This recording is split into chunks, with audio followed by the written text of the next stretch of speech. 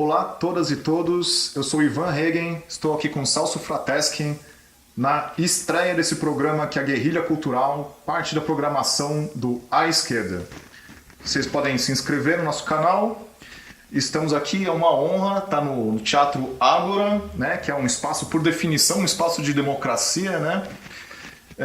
O Celso é ator, diretor, tem toda uma trajetória na política também, já foi secretário de Cultura. Podemos começar um pouquinho pela peça que está em cartaz agora, o Wojciech, né, do Buchner. Acho que podia começar por aí, né? O que te fez trazer essa peça do comecinho do século XIX para os dias de hoje? Como é que eles se relacionam com os dias de hoje? Então, boa noite, boa tarde, bom dia a todos. Na verdade, a gente tem um princípio aqui no Ágora, né? Que é o de trabalhar e tentar entender um pouco as relações humanas no século XXI. O que faz as pessoas agirem de determinadas maneiras, se relacionar de determinadas maneiras, o que define essa relação. E para estudar um pouco o homem contemporâneo, a gente tem volta e meia vai para o passado. A gente trabalha os clássicos, então a gente trabalha muito os russos aqui, Chekhov principalmente, trabalhamos muito Shakespeare, trabalhamos os modernos também, americanos, Tennessee Williams, Strindberg, que não é americano, evidentemente, mas todos esses clássicos do começo do século e até metade do século XX, como base para tentar entender um pouco como é que se formou o homem contemporâneo.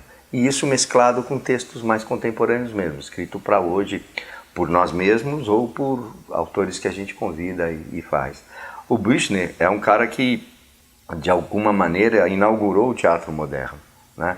A partir dessa peça maluca dele, uma peça inacabada, né, que coloca no palco um assassinato, né? Um assassino, é o primeiro herói proletário que a gente tem na história do teatro.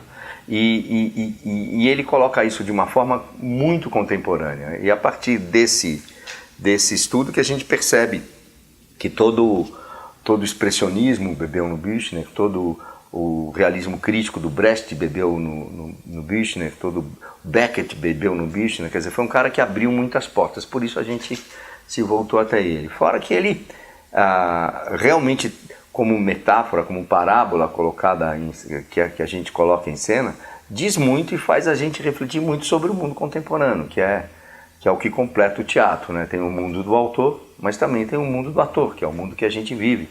E esse cotejamento eu acho que dá toda a frição e a vitalidade que o teatro mantém como atividade artística, né? Essa coisa de funcionar e de existir no dia em que é apresentado e não em outro lugar e nem em outro dia. É só naquele momento que acontece. E aí todos os acontecimentos contemporâneos acabam permeando os atores e permeando também a plateia, fazendo com que o que é colocado em palco sirva para refletir o nosso cotidiano. Não sei se te explicou muito o porquê do Buchner. Vai ter mais um final de semana, né? Assim, vai ser o último final de semana. Isso. Agora, é uma peça, assim, toda fragmentada, né? Ela é muito atual na forma, né? Assim, tem uma linguagem que parece experimental mesmo para os dias de hoje, né? Tem lá, às vezes parece que tem umas falas que tem algo de um pré-expressionismo, né? Assim, avant la lettre, e também no tema, né? Na temática, você pegar um criminoso, né? Mas você humanizar, né? Acho que tem um contraponto, assim, aquela simplificação dos dias de hoje, de que bandido bom é bandido morto, e você não consegue nem enxergar como um ser humano, né? Não, esse contraponto eu acho que é muito importante. Quer dizer, o tema de pegar os que não se adaptam, de alguma forma não conseguem apesar até do esforço no sentido de se integrar numa sociedade, essas pessoas não conseguem se integrar e acabam indo contra o status quo de uma maneira, às vezes, bastante atravessada, ou não, mas vão contra, né? O que motiva esse crime é mais interessante de analisar do que o próprio crime em si, né? O que leva esse cara a matar essa prostituta, né?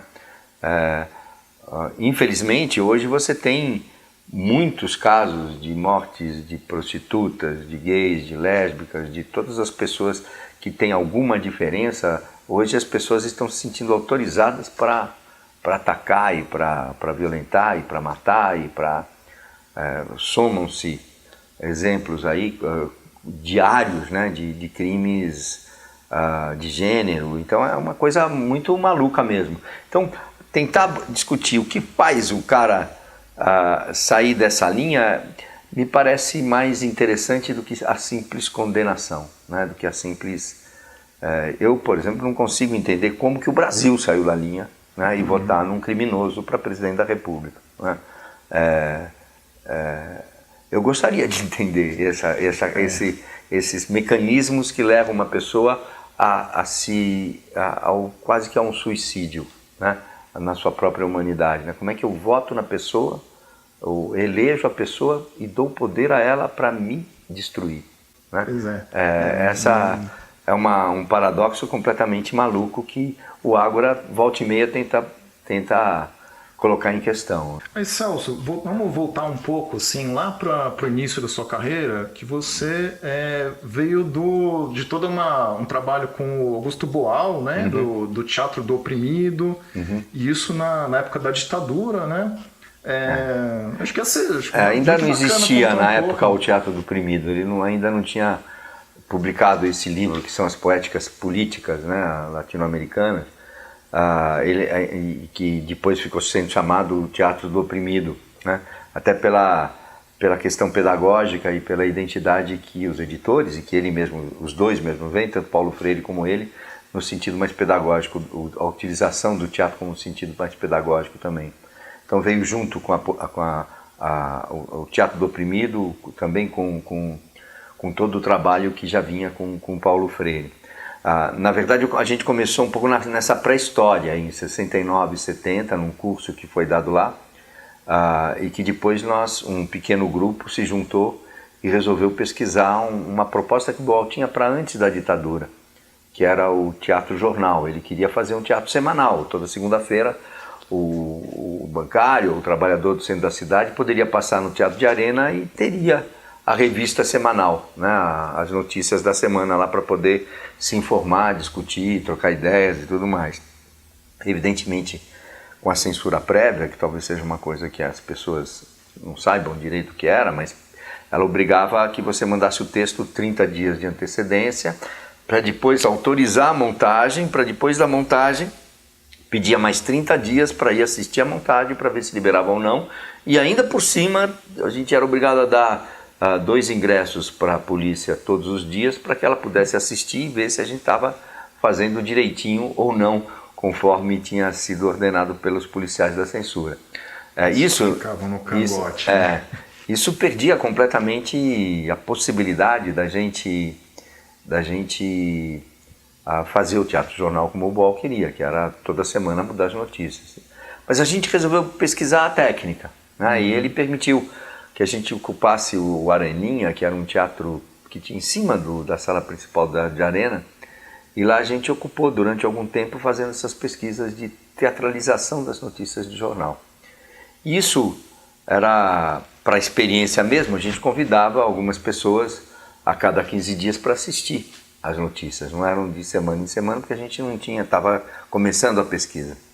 E começou a fazer muito sucesso, né? Era lotar o Areninha, né? E não podia lotar porque não podia ter espetáculo, era uma desobediência civil. Então o público entrava com senha, né, para assistir o espetáculo. E isso motivou um movimento na Arena que surpreendeu muito o Boal. Primeiro ao Garnieri, que estava fazendo o Arthur Ui embaixo, depois ao Boal, que foi assistir o espetáculo, e propôs que a gente organizasse isso num espetáculo que até passasse pela censura, e que foi aí que ele começou a genialidade dele de perceber que o Teatro Jornal poderia ser uma forma em que qualquer um podia fazer teatro, né? Ele definiu, depurou as técnicas que a gente desenvolveu, eram 9 técnicas, né, de transformar notícia em teatro, e o espetáculo era uma aula de como fazer teatro, jornal. Ele dizia que o futebol era popular no Brasil porque todo mundo jogava futebol, e para teatro ser popular, todo mundo tinha que conhecer as regras do teatro. E era essa a ideia, transformar o teatro num jogo de salão. O que caiu numa época para a gente, que acho que foi bastante útil, e foi exatamente no momento em que teve a queda de Biúna, onde toda a liderança estudantil, quase 1000 pessoas, foram presas de uma vez só, né? Ou seja, o movimento estudantil sofreu um refluxo, uma depressão muito grande com a prisão de todos os nossos líderes. E que você fazia parte desse grupo que se encontrava em Ibiúna? Não, eu era secundarista. Não, secundarista. Eu tinha 17 anos nessa época, mas a gente já fazia parte do Teatro Jornal, Sim. Já fazia parte do Arena. E eu era do movimento secundarista, fui presidente do Grêmio e tinha sido preso já a primeira vez em 69, com 17 anos ainda, né? O Boal transformou nessa coisa e a coisa foi um sucesso maravilhoso, porque os grupos entenderam o Teatro Jornal como uma forma de se reorganizar. Então o teatro estava completamente orgânico com o movimento social e através do Teatro Jornal, que era meio que uma varinha de voodoo, quer dizer, chamava as pessoas que de alguma forma tinham alguma coisa a ver e faziam as peças de teatro. A partir dessa discussão das notícias do jornal, se discutia a realidade brasileira e a realidade particularmente estudantil, e foi assim que a gente ajudou, de alguma forma, a reorganizar centro acadêmico, DCES e tudo mais, que estava completamente desmobilizado. Chegou a ter mais de 40 grupos, eu acho que, de teatro jornal em São Paulo, nessa época, entre os grupos da universidade, das faculdades e de bairros, né? E isso marcou muito. Essa ideia do próprio público fazer teatro é um pouco o norte que faz com que o Boal crie algumas técnicas do teatro do oprimido, né, em que o público não é mais só espectador, mas ele age de uma forma definitiva na condução da história que está sendo apresentada, né? Então ele mesmo dizia que o Teatro Jornal era um pouco a pré-história do teatro do oprimido. Foi aí que um pouco que tudo começou, né, nesse teatro de arena bastante perseguido na época. A gente teve, do grupo que eu fazia parte, eu, a Denise, minha mulher então, a Dulce Muniz, Hélio Muniz, Augusto Boal foi preso e exilado, e Eleni Guariba foi assassinada, né, que também era a nossa diretora. Então essa era a situação que a gente vivia no Teatro de Arena de São Paulo e no Teatro Paulistano, né, no Teatro Brasileiro, a gente pode dizer. Então essa foi um pouco a nossa formação. Pois é. E tem muita gente que não viveu aquela época, né, achando que só eram presos e perseguidos quem fizesse alguma coisa errada, quem era... Não, eu espero ter feito coisas erradas do ponto de vista do governo militar. Sim. A gente se esforçava para fazer coisa errada do ponto de vista do governo militar, que era um absurdo total, né? Como o absurdo que a gente está vivendo agora. Né? Sim. Não, o problema é que qualquer coisa era considerado subversivo, né? Você... Sim, você defendeu... Hoje, quando um professor é tirado aos tapas e algemado dentro de uma sala de aula, um professor secundarista, acho que não precisa muito, estamos chegando num limite de absurdo que é grave, na frente dos alunos, humilhando o professor, humilhando a escola, humilhando os alunos, e isso constantemente, não é já nenhum nem dois, não é? Já se tem notícia de vários professores que tiveram a sua cátedra interrompida por um policial militar que achava isso. Quando um policial invade uma procissão e desmonta uma imagem, uma menção a Marielle, com a violência que foi, a gente não está vivendo um momento que não é de exceção, né? Eu acho que está na hora de começar a gritar mais alto, a falar mais alto que não, né? Que não, que não e que não. Entendeu? Eu queria que você contasse um pouco da sua experiência como secretário de Cultura, né? Você foi secretário de Cultura em Santo André, em São Paulo com a Marta Suplicy, presidente da FUNAT, e depois de São Bernardo. Em São Bernardo. Bom, e aí qual que é o seu balanço e também comparando com o que tem acontecido nas políticas culturais atuais, né? o primeiro gestão que teve lá com o Celso Daniel foi talvez uma das coisas mais emocionantes que um cara envolvido com arte política pode ter. Quer dizer, o Celso tinha uma compreensão muito grande do que a gente chamava lá de cidadania, né? E a Marilena que chamava de cidadania cultural, né? Ou seja, existia uma fermentação e uma discussão em toda a parte do país, né? O Pila lá no sul, que propunha essa coisa da cidadania cultural. E o Celso Daniel levava isso às últimas consequências. Era extremamente prazeroso, por exemplo, você ser chamado para uma reunião de secretário de planejamento de bairro, né?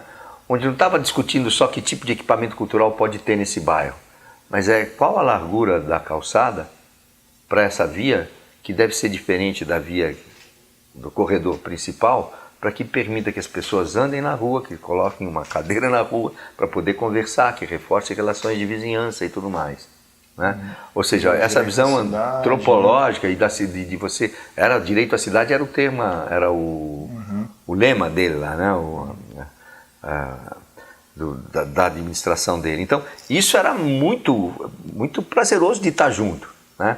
E ele entendia a cultura como uma afirmação dessa cidadania. Sem o trabalho cultural, não existiria cidadania cultural também, porque é um trabalho de você compreender essas relações humanas e dominar esse território e estar livre para estabelecer essas relações entre os cidadãos daquele determinado território.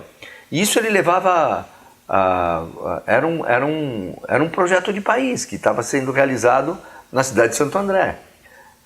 E isso, existia uma conjunção, um entendimento entre os secretários, uma matricialidade entre as ações, que era um pouco o termo que o Celso usava, sempre buscar um trabalho matricial, que você tem uma ação, mas envolve todas as áreas naquela ação. Isso foi tudo muito, muito bom, né? Muito bom de fazer. Aí surgiu a Escola Livre de Teatro, até hoje existindo, de cinema, o Cine Teatro Carlos Gomes, a Casa do Olhar, a Casa da Palavra, que a gente tinha um prazer muito especial, porque a gente estava saindo da ditadura militar, e a Casa da Guarda se transformou na Casa do Olhar, e a Casa do Serviço Militar se transformou na Casa da Palavra. Então era prazeroso você ver os militares largando o espaço para que o cidadão ocupasse aquilo para exercer arte e cultura, né? Isso era muito legal, né? Só para lembrar aqui que, né, nossa equipe de filmagem também tirou proveito dessas políticas, né? Eles são de Santo André. Só para registrar aqui, né? Nenê e Alan, eles deram um depoimento aqui mais cedo. Então, isso eu acho que era muito, muito, muito bom, né? Você está participando desse projeto, né? A segunda gestão,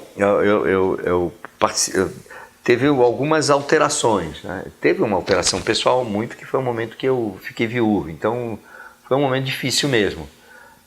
Mas lá eu sentia que começava a se ter uma outra visão e se preparar o país para receber o Lula como presidente, né?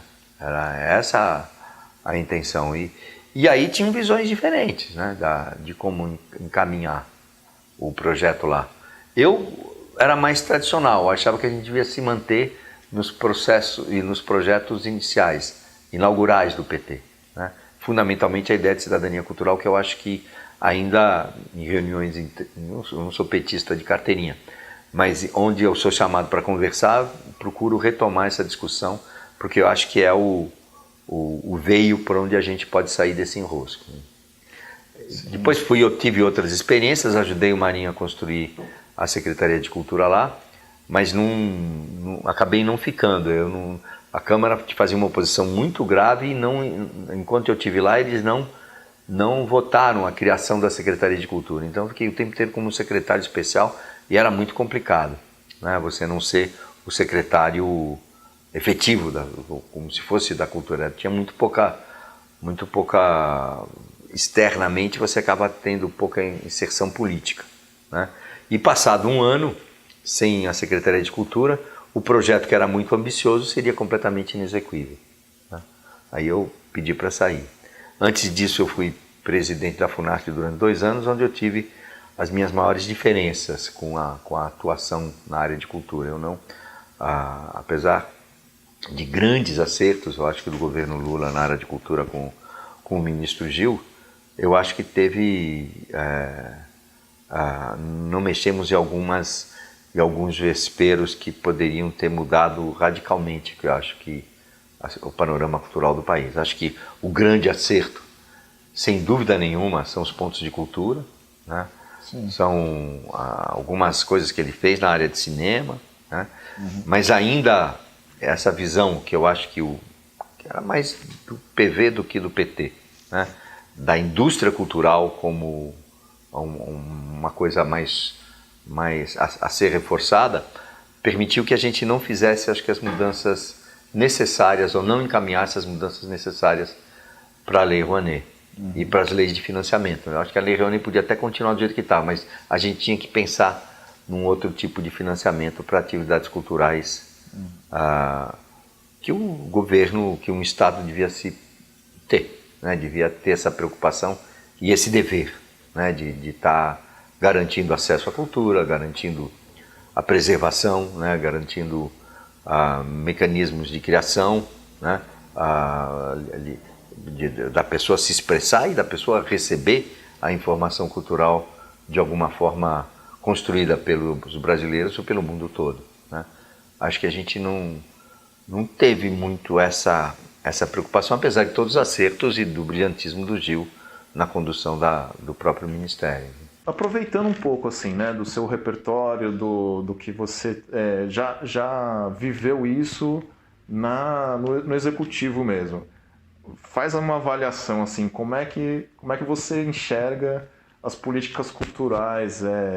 No nível federal tá essa tristeza, agora no estadual também, né, a gente tem um governador que, né, uma das primeiras coisas que ele fez na política foi cobrir de cinza a cidade, cobrir os grafites, né?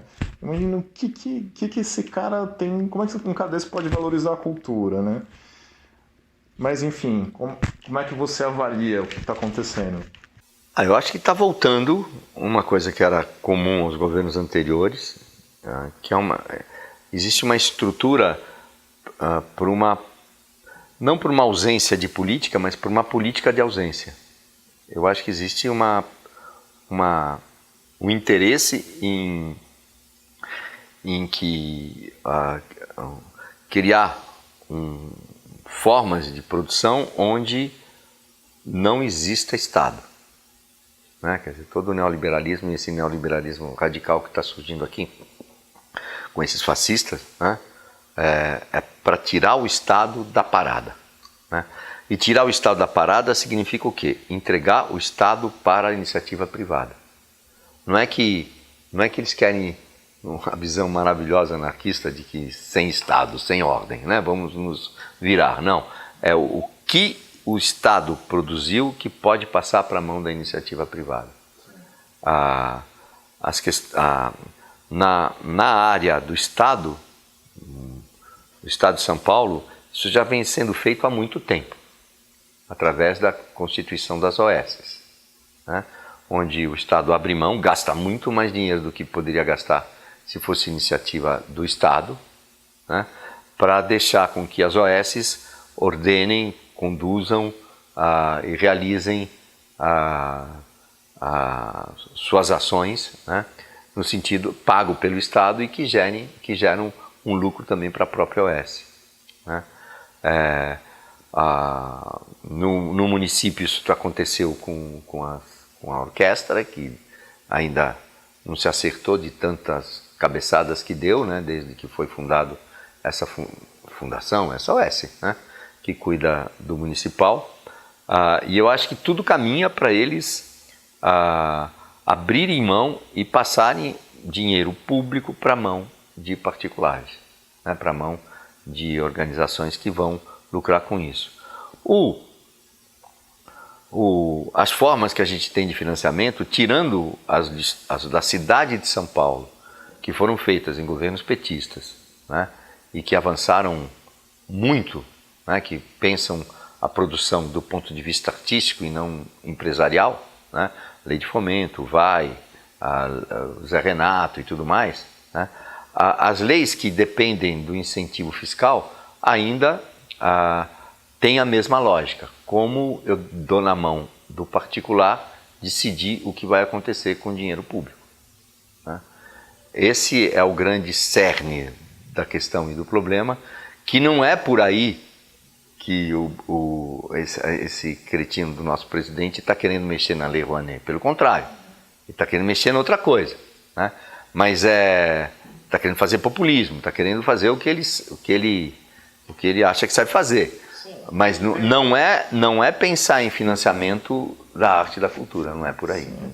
Ele vê tudo assim, qualquer financiamento de cultura para ele é sempre assim aquela doutrinação ideológica, né? Ele não consegue, não sai desse disco. A própria né? cultura já é uma ideologia, né, para ele, né? Já significa já significa ser comunista, né? Antes de mais nada. Né? Bom, ideologia, e ele não vê o fascismo dele não vê a ideologia dele, né? Isso não. É grave. Acho que a gente vive um momento difícil. Então, Celso, eu queria fazer uma pergunta, não sei se você vai se sentir à vontade ou não para responder. Mas assim, aí você também tem teve o trabalho na TV, né? Não sei se você recentemente tem feito também TV. Não, faz tempo. Faz tempo, né? Mas você tem um percurso, inclusive da Globo.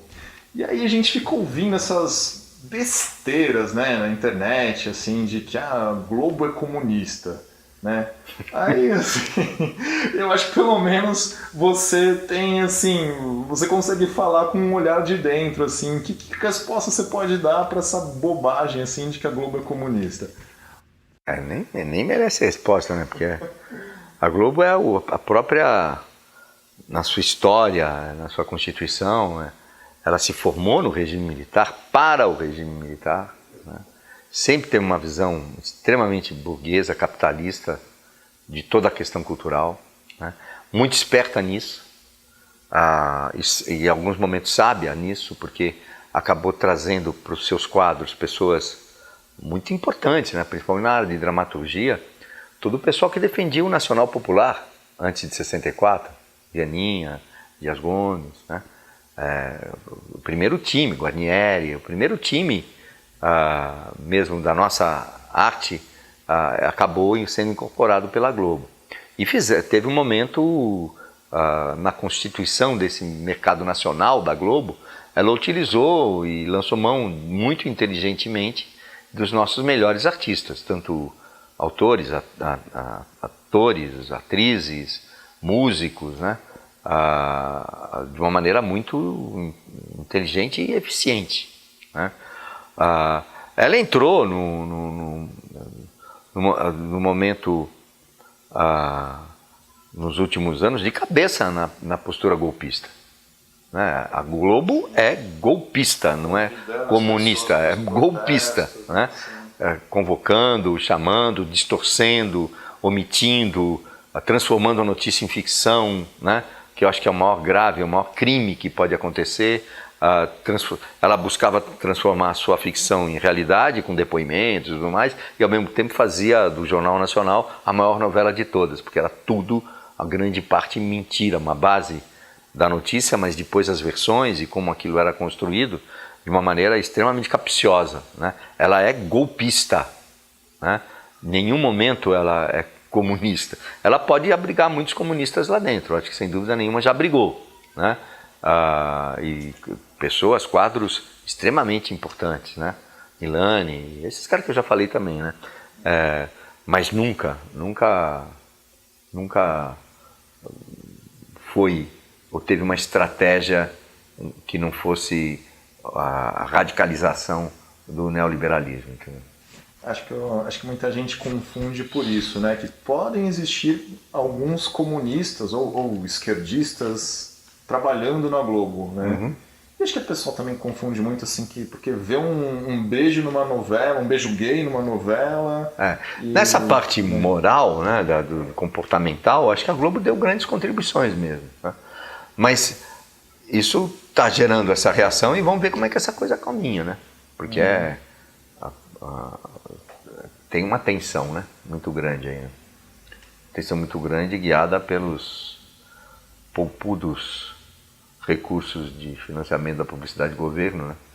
Que parece que o Bolsonaro está radicalizando por SBT e para Record, né? Deixando a Globo à míngua. Isso, de alguma maneira, eu não sei quanto tempo dura. Por um lado ou por outro, alguém cede. Porque quem cuida do dinheiro é pragmático, né? Não é tão ideológico assim. Sim, né? Sem dúvida.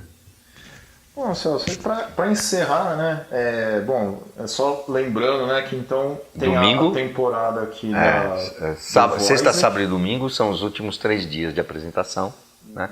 Aos domingos sempre a gente tem um debate que você participou, o último foi com a Maria Rita Kel, o outro acho que está confirmando aí, eu não posso dizer ainda ao certo, mas terá um especialista ajudando a gente a comentar a peça, que tem sido momentos bem agradáveis aqui. Você está atuando numa outra peça também, que é Terrenal, né? Estou aí pelas cidades do interior, né? E devo estar voltando aqui com um texto meu, voltando com o Terrenal também, ou seja, o ano está bastante puxado aí. Bom, então vamos encerrando aqui com essa guerrilha cultural, nossa estreia com o Celso Frateschi. Quem gostou, por favor, se inscreva, curta nosso vídeo e vamos somar forças, né, que vamos precisar de todo o apoio. Agradeço a participação aí junto com vocês nessa história. E tamo junto.